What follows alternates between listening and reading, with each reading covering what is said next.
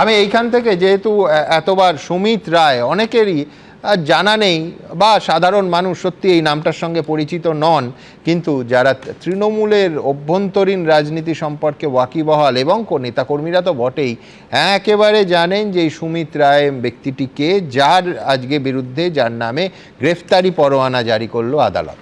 দেখুন,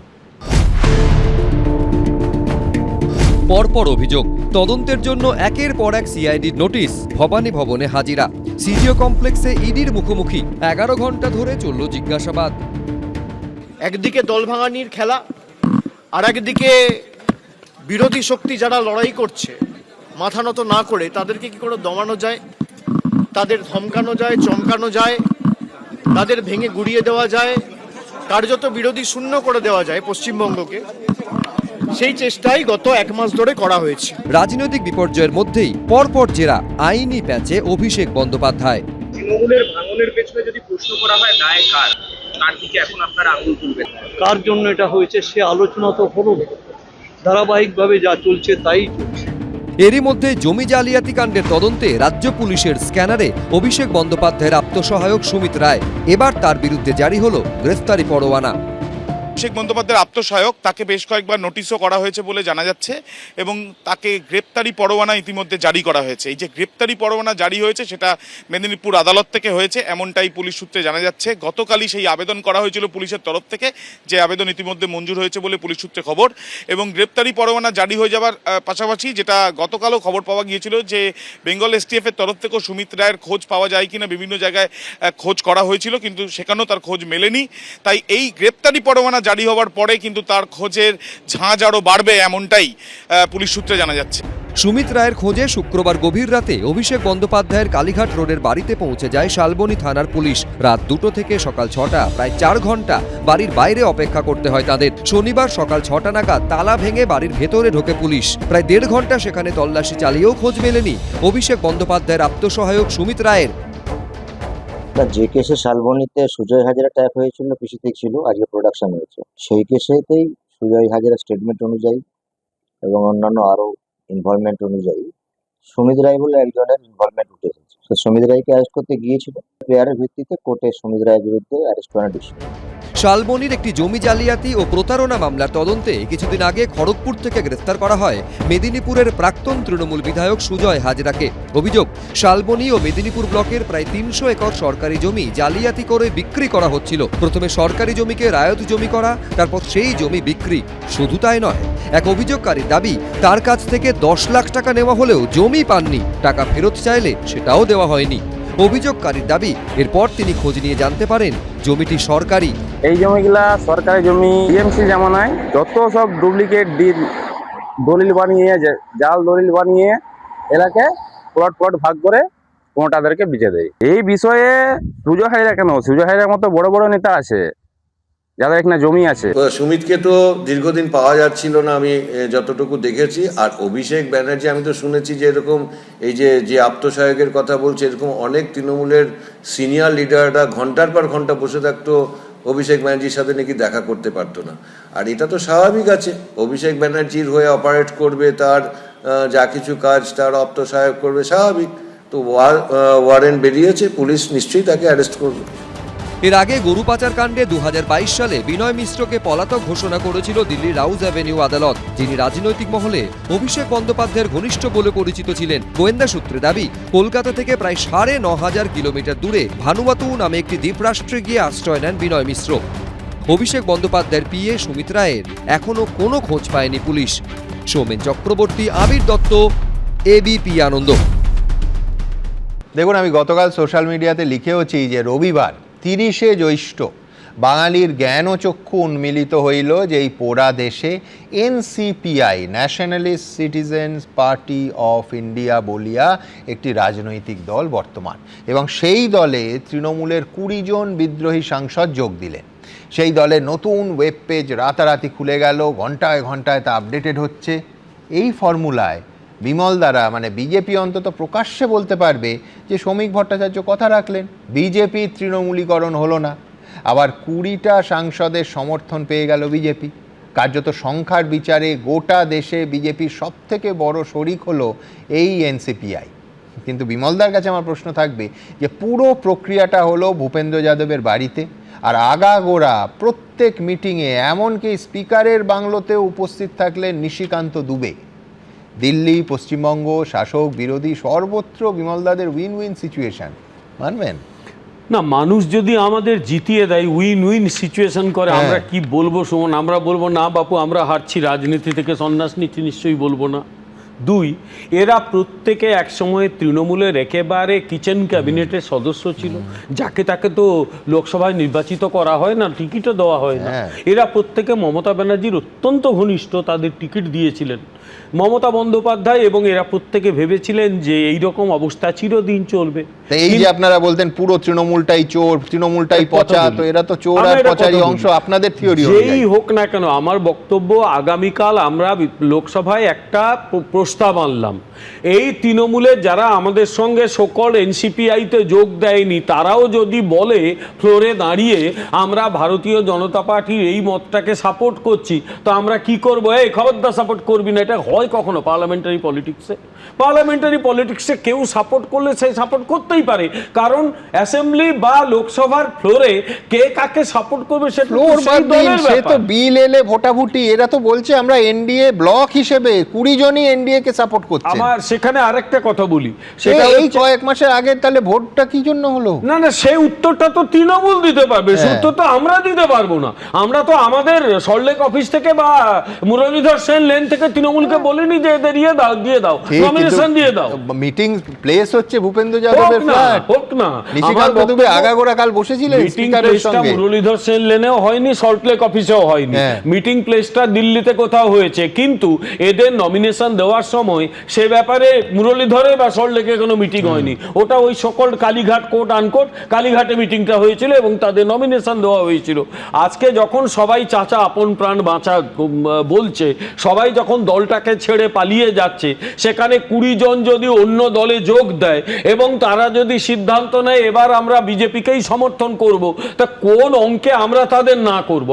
দেখছিলাম 208 আর 65 যোগ করলে 273, আর কি বাকি রইল? না না, সেটা ঠিক আছে। যে কোনো রাজনৈতিক দল তারা চাইবে সে লোকসভাতে বা বিধানসভাতে সংখ্যাগরিষ্ঠতা নিয়ে সরকার পরিচালনা করবে, তাহলে অনেক শক্তপোক্তভাবে সরকার চালাতে পারে।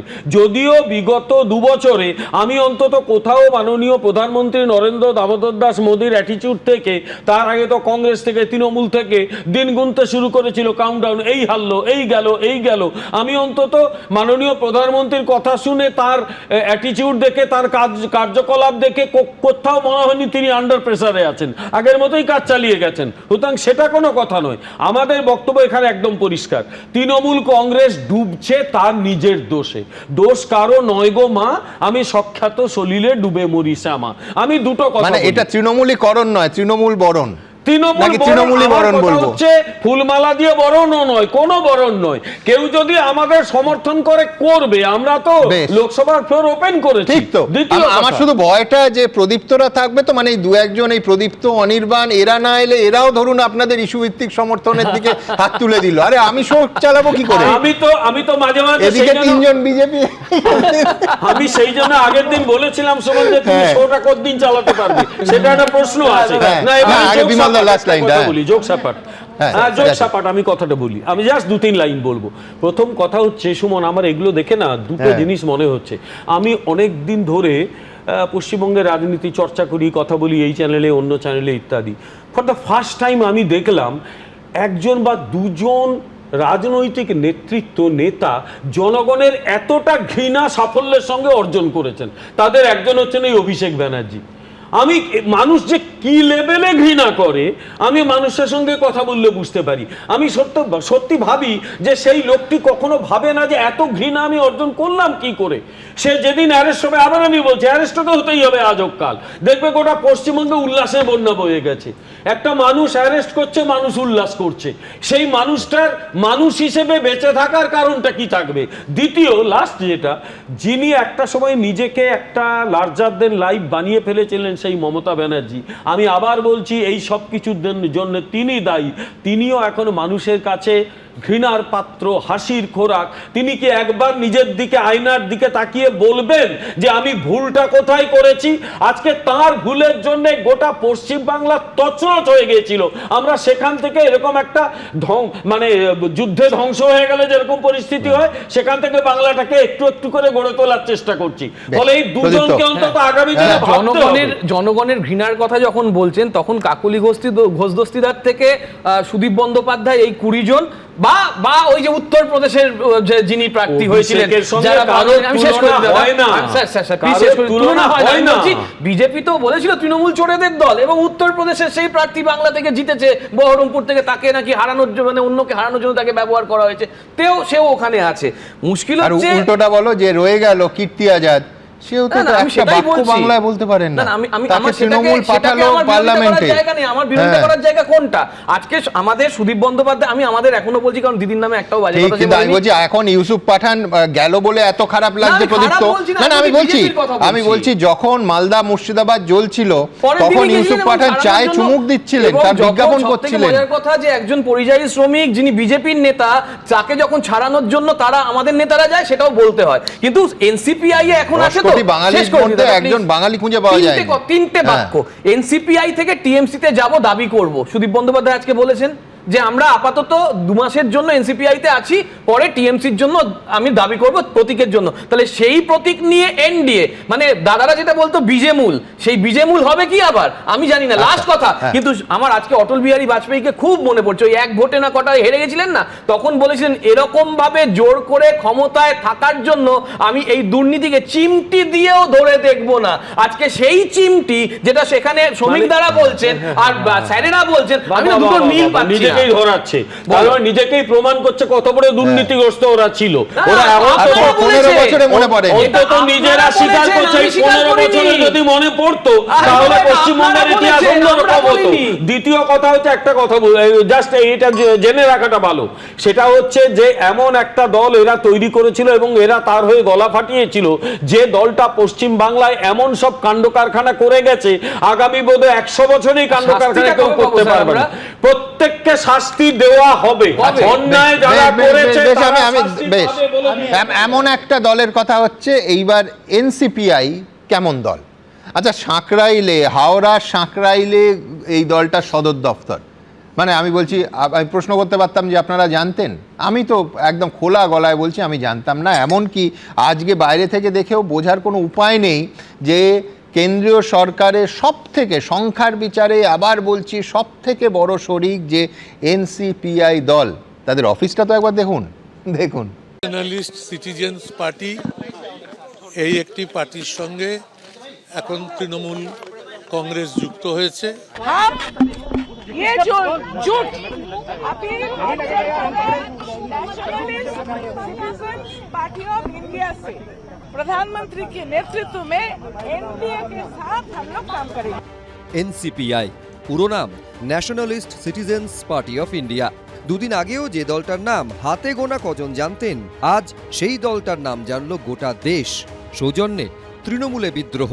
মমতা বন্দ্যোপাধ্যায় ও অভিষেক বন্দ্যোপাধ্যায়ের প্রতি আস্থা হারিয়ে 28 জনের মধ্যে 20 জন লোকসভার সাংসদই মিশে গেছেন এনসিপিআই এর সঙ্গে। এই হচ্ছে দলের সদর দফতর হাওড়া সাঁকরাইলে। রাজনৈতিক দলের যে অফিস, তা বাইরে থেকে দেখে বোঝার উপায় নেই। রং করা বড়সড় দোতলা বাড়ি, বাড়ির গেট ও দেওয়ালে বড় বড় করে লেখা এনজিওর নাম। দোতলায় ঝোলানো এই ফ্লেক্সে নজর পড়লে তবেই জানা যাবে এটাই হলো ন্যাশনালিস্ট সিটিজেন্স পার্টি অফ ইন্ডিয়ার অফিস। এই দল তৈরি করার সময় দলের সভানেত্রী ছিলেন শিউলি কুণ্ডু এবং উত্তীয় কুণ্ডু তার স্বামী, তিনি ছিলেন সহসভাপতি। 23-এর পঞ্চায়েত ভোটে 2 গ্রাম পঞ্চায়েত এলাকায় 11টি বুথে প্রার্থী দিয়েছিল এনসিপিআই। 2022 সালে আমাদের পার্টিটা রেজিস্ট্রেশন হয়েছিল, তারপরে আমরা ত্রিপুরা ইলেকশনে পার্টিসিপেট করেছিলাম। রেজিস্ট্রেশন হয়েছিল, এটা রেজিস্টার অফিসটা ছিল হাওড়ায়। আপনারা মানে এনডিএর পক্ষে ছিলেন? হ্যাঁ, আমরা এনডিএর সাথেই ছিলাম। ভালোই লাগছে, সত্যি পার্টিটা বড় নাম হচ্ছে, পার্টিটা বড় জায়গায় যাচ্ছে, ভালো লাগছে। 2023 সালে সাঁকরাইলে 2 গ্রাম পঞ্চায়েতের 11টি বুথে প্রার্থী দিয়েছিল এনসিপিআই।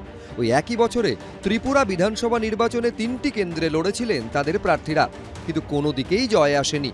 কিন্তু তৃণমূলে বিদ্রোহী সাংসদদের দৌলতে এই পার্টি এখন বিজেপির পর এনডিএর বৃহত্তম শরিক। তৃণমূলের বিক্ষুব্ধরা যে দলের সঙ্গে গাঁটছড়া বেঁধেছেন তা হলো এনসিপিআই। সেই এনসিপিআই এর অফিস আমরা এসে পৌঁছেছি সাঁকরাইলের হাটগাছা গ্রাম। এখানে লেখা আছে এনসিপিআই মানেই হলো অধিকারের লড়াই, অধিকার না পেলে ছিনিয়ে নিতে হয়। কিসের অধিকার? আইনি অধিকার, বাসস্থানের অধিকার, স্বাস্থ্যের অধিকার, রোজগার, খাদ্য, বস্ত্র, শিক্ষা। এরা আসলে দল শক্তিশালী হবে এবং আমি চাইবো ভারতবর্ষের আরও বিভিন্ন রাজ্য যেন যাদের সঙ্গে আগের থেকে আমাদের মেম্বার রয়েছে, যেমন তামিলনাড়ু, অন্ধ্রপ্রদেশ, দিল্লি, মুম্বাই, এখানে যারা মেম্বাররা রয়েছে সেইখানেও আমরা দলটাকে প্রসার করতে পারবো।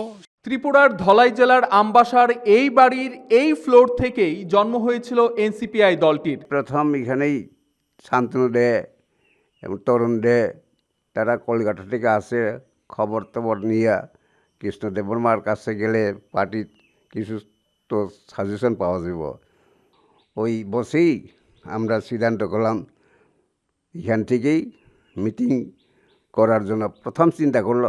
এনসিপিআই সম্পর্কে আমার সেই অর্থে কোনো ধারণা নেই। রাজনৈতিক দলও থাকতে পারেন যে হঠাৎ কেউ বিপদে পড়েছেন, তাদের একটু বসতে দেওয়ার জায়গা, এ করে দেওয়ার জায়গা, দুদিন একটু খাওয়ার যত্ন করা, এরকম সামাজিক উদার মনের লোকজন থাকেন, হয়তো সেরকম হবে। সাঁকরাইলে এনসিপিআই এর অফিসের বাইরে কেন্দ্রীয় বাহিনী মোতায়েন করা হয়। সন্দীপ সরকার, উজ্জ্বল মুখোপাধ্যায়, প্রসেনজিৎ সাহা, এবিপি আনন্দ।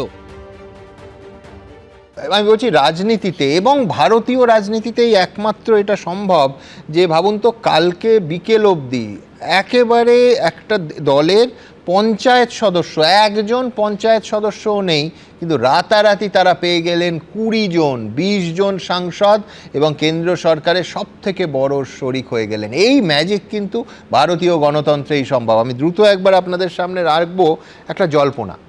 আজকে রাজধানীর জল্পনা যে 2 জন মন্ত্রী অথবা প্রতিমন্ত্রী করা হবে, এই জল্পনা সরাসরি সুদীপ বন্দ্যোপাধ্যায়ের নাম এবং শর্মিলা সরকারের নাম। সুদীপ বন্দ্যোপাধ্যায় অবশ্য স্পষ্ট বলেছেন এটা সম্পূর্ণ জল্পনা, এর কোনো বাস্তবতা নেই। আমি একেবারে যাহা রটেছে এবং সুদীপ বন্দ্যোপাধ্যায় কি বলেছেন পাশাপাশি দেখাবো।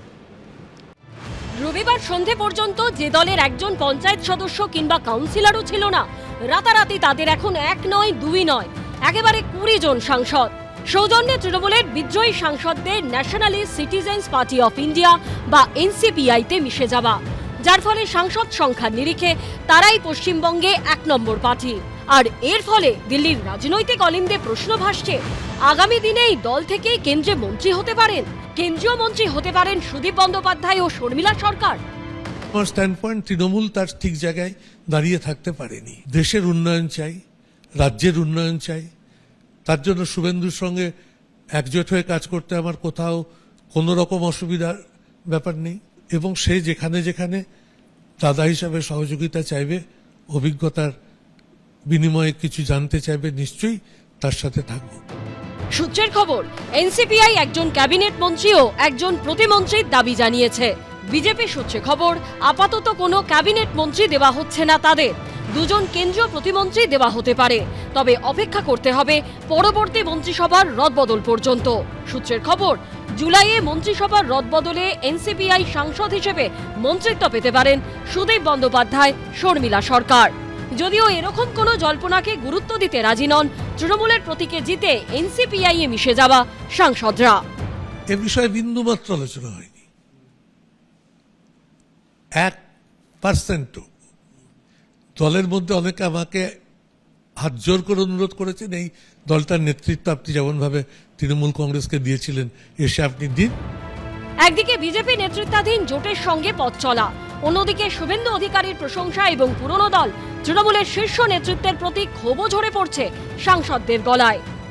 যখন একটা জয়েন্ট ফ্যামিলি ভেঙে যায় তখন নিশ্চয়ই সেই ফ্যামিলির যে হেড থাকে তার দায়িত্ব থাকে সবাই কী হচ্ছে, কেন ভাঙছে সেটা বিশ্লেষণ করা এবং তাদেরকে ঠিক করে নিয়ে চলা। বাংলার লোককে আমরা বলবো, আমরা বুঝতে আপনাদেরকে ভুল করেছিলাম, আপনারা আমাদের উচিত শিক্ষা দিয়েছেন। নূতন রূপে ভারতবর্ষকে সাজানোর জন্য কেন্দ্রীয় সরকার এবং রাজ্য সরকার, বিশেষ করে বাংলার মুখ্যমন্ত্রী যে ভূমিকা পালন করেছেন, এটাকে ধন্যবাদ জানাবার ভাষা নেই। যারা এখনো কালীঘাট শিবিরে তারা আবার খোঁচা দিচ্ছেন। এই 20 জনের কেউ যদি কোনো সিম্বল না পায়, 5,000 থেকে 10,000 ভোট পাবে যে কোনো জায়গায়। বিধানসভায় তৃণমূলের বিদ্রোহী ব্লকের সংখ্যা বাড়ছে কিনা তা নিয়েও নিত্যদিন জল্পনা চলছেই।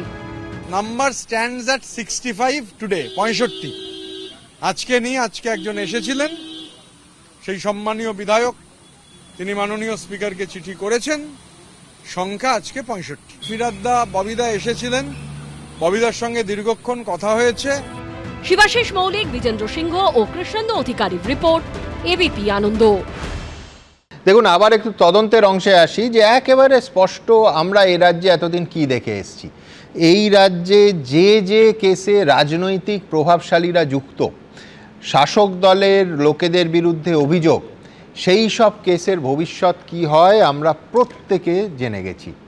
জেপি নাড্ডার কনভয় হামলায় অভিযুক্ত ছিল ওই জাহাঙ্গীর আর তার অনুগামীরা। আরজি করে অভয়া খুনের পরতে পরতে জড়িয়ে পড়েছিল তৃণমূল দল হিসেবে এবং তৃণমূলের সরকার। অভিনেতা রাহুলের অস্বাভাবিক মৃত্যুতে অভিযুক্ত ছিলেন সরকার ঘনিষ্ঠ একাধিক প্রভাবশালী।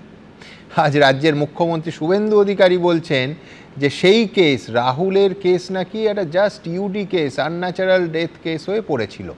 সত্যি তদন্তের অগ্রগতি কি হয়েছে আমরা আলোচনা করেছি, কিন্তু তারপর একবারের জন্য আমাদের সামনে আসেনি। আজ মুখ্যমন্ত্রীর নির্দেশে রাহুলের মৃত্যুর সিআইডি তদন্ত শুরু হলো। আমার প্রশ্ন একটাই, তৃণমূল ক্ষমতা এসে 1 ডজনেরও বেশি তদন্ত কমিশন তৈরি করেছিল আমাদের করের টাকায়। কোনোটার কোনো আলোকপাত হয়েছে, রিপোর্ট কি হয়েছে এখনও বাংলার মানুষ জানে না। বিজেপি সরকারের উদ্যোগগুলো নিঃসন্দেহে সাধুবাদযোগ্য, কোনো সন্দেহ নেই তা নিয়ে, কিন্তু আরজি কর বলুন, জেপি নাড্ডা বলুন আর রাহুলের মৃত্যু বলুন, শেষ পর্যন্ত বিশ্বনাথ দা এই সত্যিগুলো সামনে আসবে? হ্যাঁ, 100% সত্যিগুলো আসবে। কেন বলছি, এই যে কয়েকটা মামলা বললেন, প্রত্যেকটা মামলা কিন্তু বিজেপির সাথে কোনো মতেই সম্পর্কিত নয়।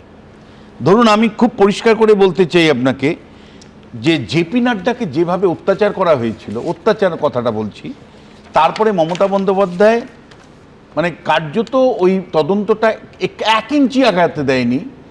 জাহাঙ্গীর এবং তার অ্যাসোসিয়েট যারা ছিলেন তাদেরকে মুক্ত করে দিয়েছিলেন।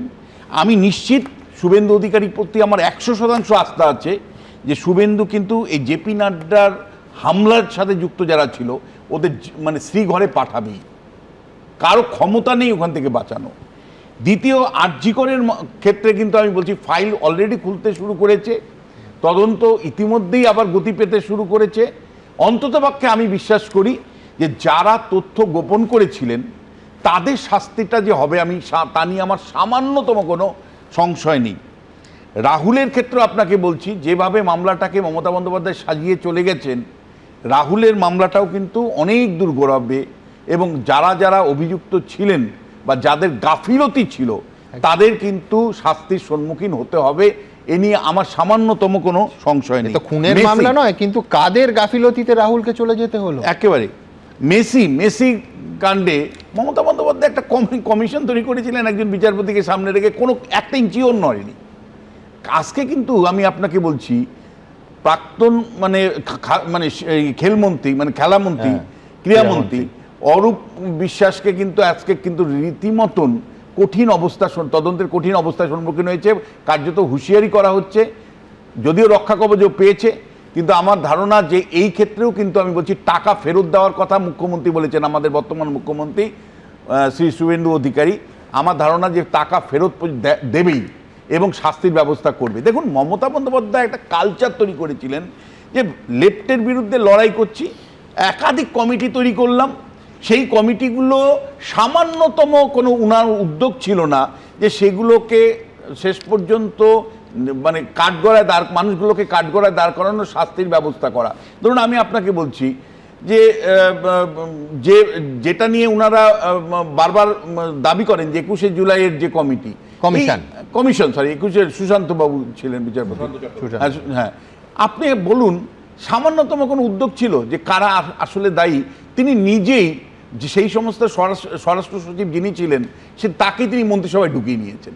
আবার আপনি দেখুন নন্দীগ্রামের ক্ষেত্রে মমতা বন্দ্যোপাধ্যায়ের কমিশনের অবস্থা দেখুন, যে পুলিশ আধিকারিকদের বিরুদ্ধে সরাসরি অভিযোগ ছিল সেই পুলিশ আধিকারিকদেরকে মানে প্রমোশন দিয়ে তিনি পাঠিয়ে দিলেন। একটা একটার পর একটা কমিশন তৈরি করেছেন কেবলমাত্র লোক দেখানো। এই যে মমতা বন্দ্যোপাধ্যায়ের পলিটিক্স অফ ডিসপ্লে, আর শুভেন্দু অধিকারীর ক্ষেত্রে আমি আপনাকে বলতে পারি, ও যদি কমিটমেন্ট করে, সেই কমিটমেন্টটা কোন লেভেলে নিয়ে যেতে পারে সুমনদা, আমি আপনাকে বলছি, আমি একজন রাজনীতি চর্চাকারী হিসেবে বলছি যে মমতা বন্দ্যোপাধ্যায়ের সাথে শুভেন্দু অধিকারীর একটা পার্থক্য আছে, যে মমতা বন্দ্যোপাধ্যায় পলিটিক্স অফ ডিসপ্লেটা অনেক বেশি করেন। শুভেন্দু যদি মনে করে যে আমি করব, তাহলে কিন্তু উনি করে ছাড়েন। ফলে এই যে কমিশনগুলো উনি তৈরি করেছেন, যেগুলো স্পেসিফিক এবং সেগুলোর সাথে মানে পেছন থেকে টেনে ধরারও লোক নেই, কারণ এই প্রত্যেকটা কমিশনের সাথে বিজেপির কোনো 100 হাত দূরের সম্পর্ক নেই। ফলে মানে একদম স্বাধীনভাবে তিনি এগুলোকে পরিচালনা করে শাস্তির বিধান করতে পারবেন বলে আমি এইখানে ঠিক দ্রুত একদম আজকে যেরকম রাহুলেরটা সামনে এলো, ঠিক কি আবার নতুন করে, যেমন প্রথম মানে আজকে নতুন আইওর নেতৃত্বে, সিবিআইয়ের নতুন যুগ্ম অধিকর্তার নেতৃত্বে আজকে আরজিকরে পৌঁছলো ওই রিওপেন হওয়া আরজিকর ফাইলস খুলতে সিবিআইয়ের টিম। তারা কি সত্যি আশার আলো দেখাতে পারবে? দেখুন তো। রাজ্যে বিজেপি সরকার আসার পরে খুলেছে আরজিকর কাণ্ডের ফাইল। 3 আইপিএস অফিসারকে সাসপেন্ড করা হয়েছে। হাইকোর্টের ডিভিশন বেঞ্চের নির্দেশের পর সোমবার আরজিকর মেডিকেলে তরুণী চিকিৎসকের ধর্ষণ খুনের মামলার ফের তদন্ত শুরু করলো সিবিআই। স্বাস্থ্যমন্ত্রী ছিলেন মমতা ব্যানার্জি, স্বাস্থ্যমন্ত্রীর নির্দেশ ব্যতীত হসপিটালে কিছুই হতো না। স্বাস্থ্যমন্ত্রী এর জন্য দায়ী, স্বাস্থ্যমন্ত্রী জেলে যেতেই হবে। এটা সোমবার বেলা 12টা নাগাদ সিবিআই এর পূর্বাঞ্চলীয় যুগ্ম অধিকর্তা রাজেশ প্রধানের নেতৃত্বে 6 সদস্যের একটি তদন্তকারী দল আরজিকর মেডিকেল কলেজে পৌঁছয়। আরজিকর ধর্ষণ ও খুনের মামলার পুনঃতদন্তে ইতিমধ্যে দেখা যাচ্ছে যে সিবিআই এর দল তারা কিন্তু ইতিমধ্যে এসে পৌঁছচ্ছেন। আমরা যেমন গিয়ে দেখেছিলাম যেখানে সেমিনার হলে কিছুই ঘটেনি, সিএফএসএল রিপোর্টও তাই বলেছে যে সেমিনার হলে কিছুই ঘটেনি, ওকে খুন অন্য জায়গায় করা হয়েছে, এনে সেমিনার রুমে রাখা হয়েছে। তার মুখে একাধিক ক্ষত ছিল, গলায় আঙুলের ছাপ ছিল। যারা পিএম করেছে তারা সেগুলো কোনো তদন্তের আওতায় আনেনি। অভিনেতা রাহুল বন্দ্যোপাধ্যায়ের অস্বাভাবিক মৃত্যুর ঘটনার তদন্তের দায়িত্ব সিআইডিকে দিলেন মুখ্যমন্ত্রী শুভেন্দু অধিকারী। 29শে মার্চ মাত্র 42 বছর বয়সে রাহুলের অকাল মৃত্যু হয়। এই মৃত্যু নিয়ে তদন্তের দাবিতে সরব হয়েছিল অভিনেতার পরিবার সহ টালিগঞ্জ ফিল্ম ইন্ডাস্ট্রি। আমি এসপি পূর্ব মেদিনীপুরকে নির্দেশ দিয়েছি অবিলম্বে ডিজিপির মাধ্যমে হোম সেক্রেটারির কাছে পাঠাতে এই মামলাটাও যাতে সিআইডি নিয়ে নেয়। ওনার পরিবার থেকে এখানে মামলা করে গেছেন।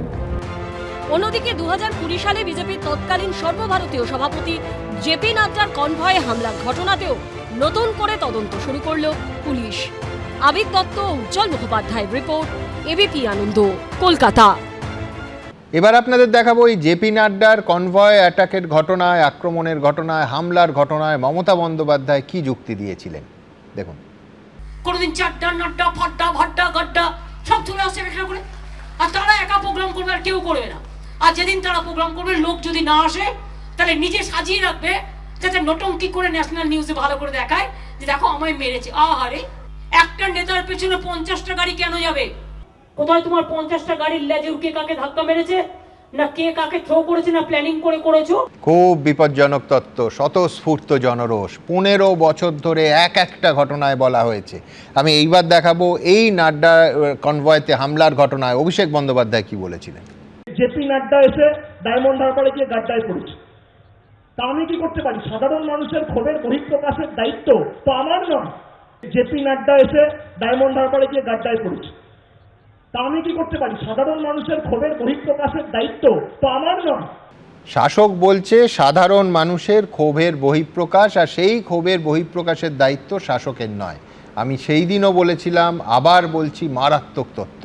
আপনারা জানেন স্রোতের সম্পূর্ণ উল্টো দিকে দাঁড়িয়ে দিনের পর দিন আমরা বলছি যে এটা ডেমোক্রেসি, এটা ডিমোক্রেসি নয়। এই ডিম থেরাপি বন্ধ হোক। তার কারণ রাজধানীতে আমরা দেখেছি একটা সময় আপের একটা গোষ্ঠী, তারা কংগ্রেস নেতাদের বা বিরোধী দলের নেতাদের কালি ছুঁড়ত, সেই কালিতে কলঙ্কিত হয়েছিল কেজরিওয়ালের মুখও। সুতরাং আইন নিজের হাতে নেয়ার প্রবণতা মারাত্মক। কিন্তু এটা ঠিক যে বহু জায়গায় সত্যি সত্যি মানুষের পুঞ্জীভূত ক্ষোভ 15 বছরের অত্যাচারের নিঃসন্দেহে সেইটার একটা বহিঃপ্রকাশ আছে, কিন্তু শাসক বলতে পারে না স্বতঃস্ফূর্ত জনরোষ আমরা কি করব।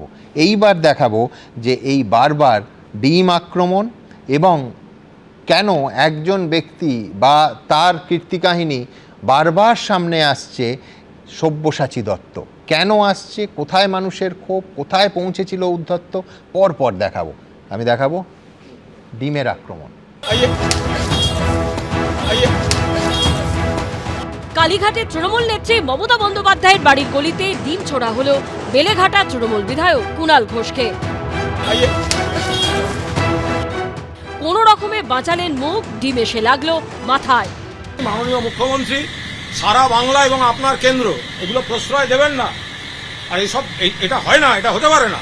একটা লোক রাস্তায় নিরস্ত্র দাঁড়িয়ে সাংবাদিকদের সঙ্গে কথা বলছে, এদের সঙ্গে আমার কোনো শত্রুতা নেই, এখানে কোনো উত্তেজনা নেই, এর সঙ্গে জনরোষের কোনো সম্পর্ক নেই, অসভ্যতা করা এবং ভয় দেখানোর জন্য।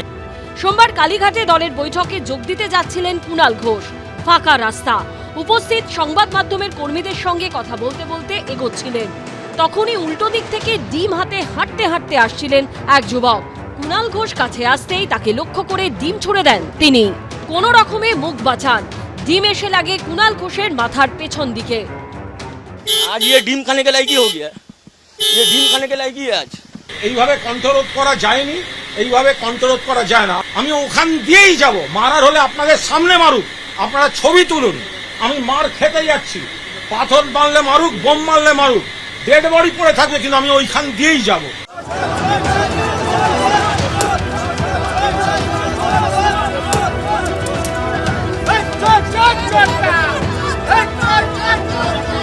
তবে এর থেকে বহু দূরে বিধাননগরে ধরা পড়েছে এক অন্য ছবি। বিধাননগরের বিভিন্ন জায়গায় পুলিশি তল্লাশির সময় প্রাক্তন তৃণমূল বিধায়ক সব্যসাচী দত্তর উপর ডিম বৃষ্টি করল বিক্ষোভকারীরা, উগরে দিল ক্ষোভ।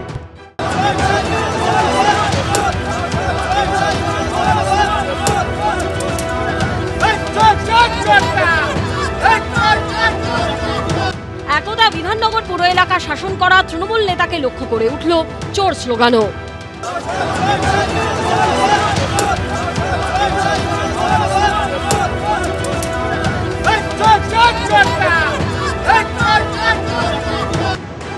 সেই সঙ্গে বিধাননগর পুরসভার প্রাক্তন চেয়ারম্যান সব্যসাচী দত্তের বিরুদ্ধে তোলাবাজি, মারধর, চোখরাঙানি, হুমকির মতো লম্বা তালিকা তুলে ধরলেন বিক্ষোভকারীরা। বোঝাচ্ছি সবার উপর টর্চার করতো, টাকা যদি না দিত তাদেরকে নিয়ে এসে ধরে বেঁধে বাঁধতো ভেতরে। ঠিক এক সপ্তাহ আগে তোলাবাজির মামলায় গ্রেপ্তার করা হয় বিধাননগর পুরসভার সদ্য প্রাক্তন চেয়ারম্যান ও প্রাক্তন তৃণমূল বিধায়ক সব্যসাচী দত্তকে।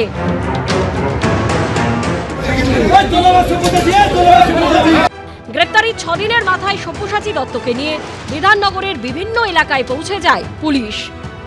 সব্যসাচী দত্ত, যাকে ইতিমধ্যেই কিন্তু পুলিশ গ্রেপ্তার করেছে, তাকে নিয়ে 31 নম্বর ওয়ার্ডের যে কার্যালয় রয়েছে সেই কার্যালয়ে কিন্তু রীতিমতো পুলিশ তল্লাশি চালায় এবং সেখান থেকে প্রচুর পরিমাণ নথিপত্র পুলিশ উদ্ধার করেছে।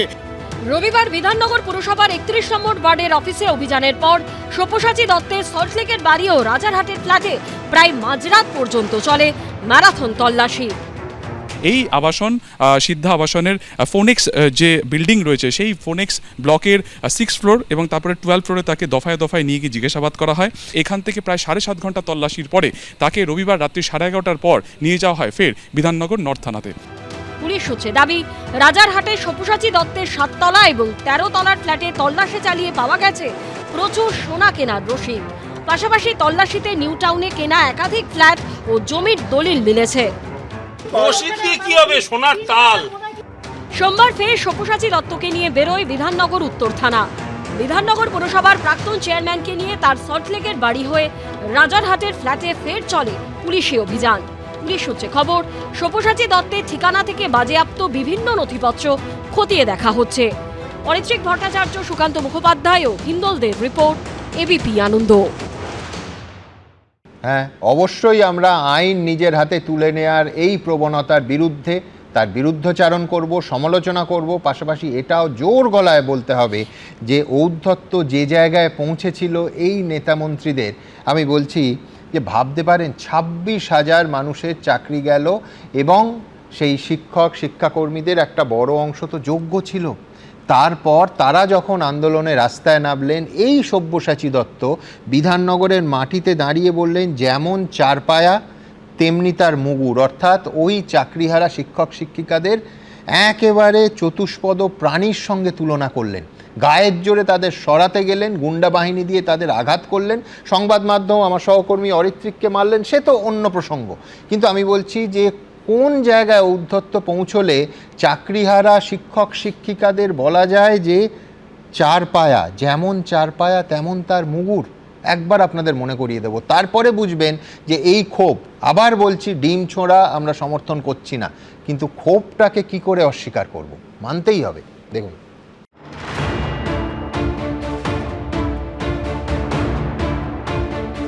কবি নজরুল লিখেছিলেন, চিরদিন কাহারও সমান নাহি যায়, আজিকে যে রাজাধিরাজ কাল সে ভিক্ষা চায়।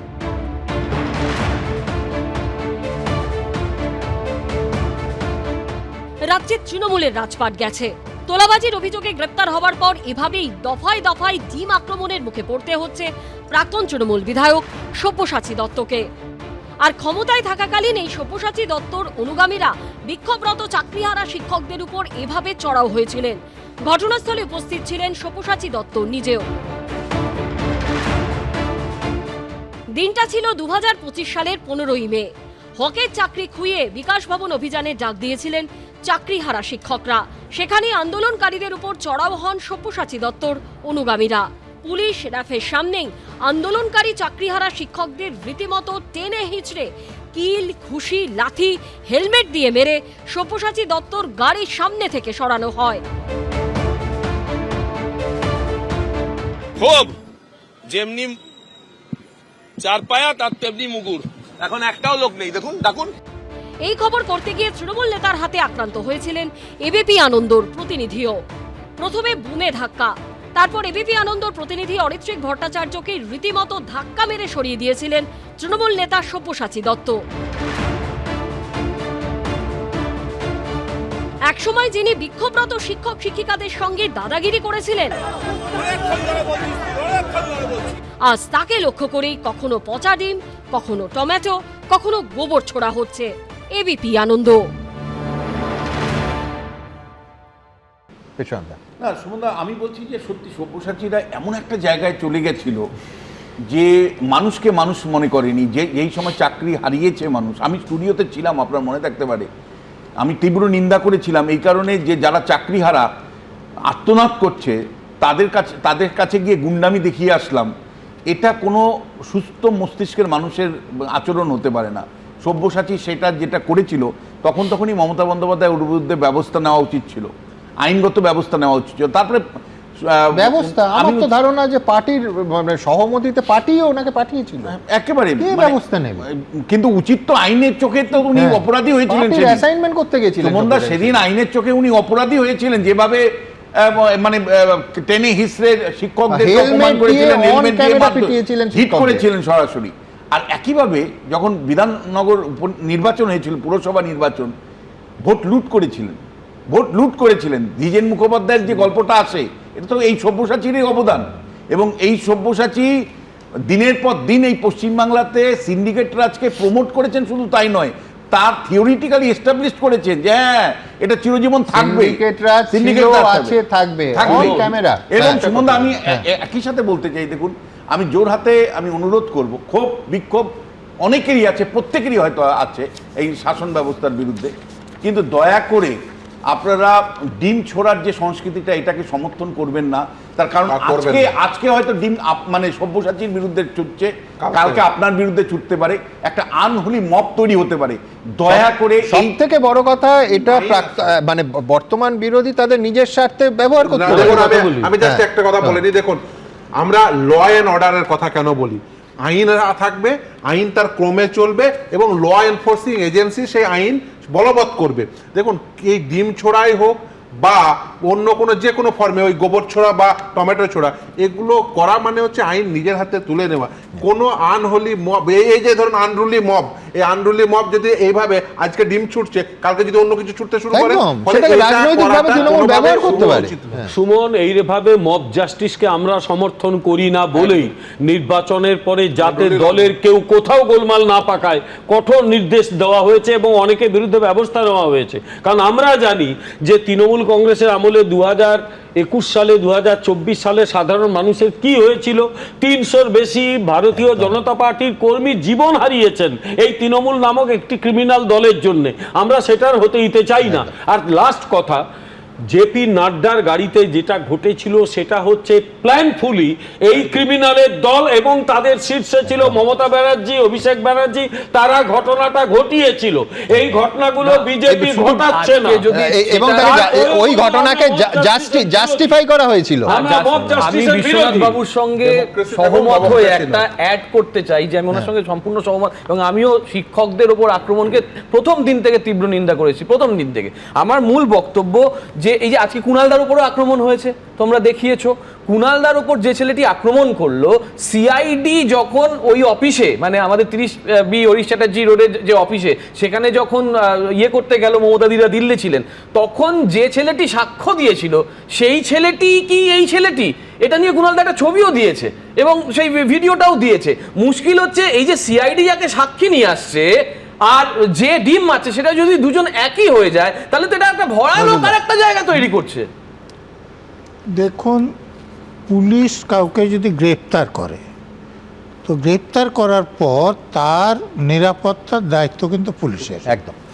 তো পুলিশ প্রশাসনের লোক, তো সেখানে যদি কিছু হয় তাহলে প্রশাসনের জন্য দায়ী থাকবে। আর যে প্রদীপ্ত যে কথাটা বললেন, যে দেখুন সাধারণত আইনে বলা আছে যে স্থানীয় কাউকে সাক্ষীতে নিতে হবে, কিন্তু আমার ব্যক্তিগত অভিজ্ঞতা আছে যে প্রভাবশালী লোকদের বিরুদ্ধে স্থানীয় লোক দিতে চায় না, সাক্ষী হতে চায় না, তো তখন বাইরে থেকে আনতে হয়। এবং আমার অভিজ্ঞতা আছে যে পুলিশের লোককেও সাক্ষী করতে হয় এবং এটা বেআইনি না। বেশ, আপনারা কি বলছেন? আপনারা জানেন যে Facebook, YouTube, x, Insta, thread সমস্ত জায়গায় আমরা কিছু মন্তব্য রাখি। যেমন এই মুহূর্তের মন্তব্য, জালিয়াতি দুর্নীতি থেকে উস্কানিমূলক ভাষণ, লাগাতার সিআইডি ও ইডির জেরার মুখে অভিষেক বন্দ্যোপাধ্যায়, তদন্তের স্বার্থে তলব নাকি রাজনৈতিক প্রতিহিংসা। 61% মানুষ বলছেন তদন্তের স্বার্থে, 38% মানুষ বলছেন রাজনৈতিক প্রতিহিংসা, বলতে চাননি 1%। সই জালিয়াতি কাণ্ডের তদন্তে সিআইডির সামনে মুখোমুখি জেরায় অভিষেক কুণালের ভিন্ন মত। বিপদ বাড়ছে অভিষেক বন্দ্যোপাধ্যায়ের, 88% মানুষ মনে করছেন বিপদ বাড়ছে, 10% মানুষ তা মানতে চাননি, বলতে চাননি 2%।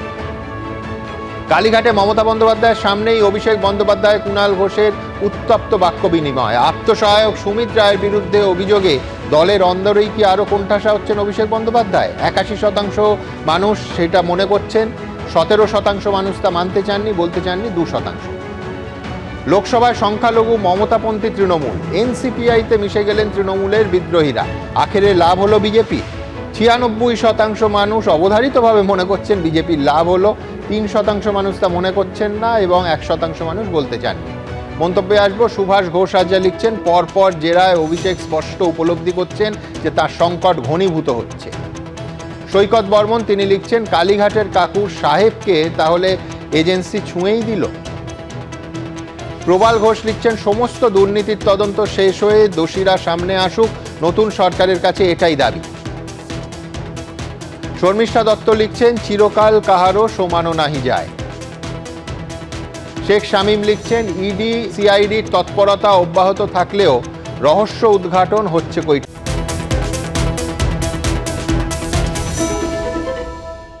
এবিপি আনন্দ, এগিয়ে থাকে, এগিয়ে রাখে।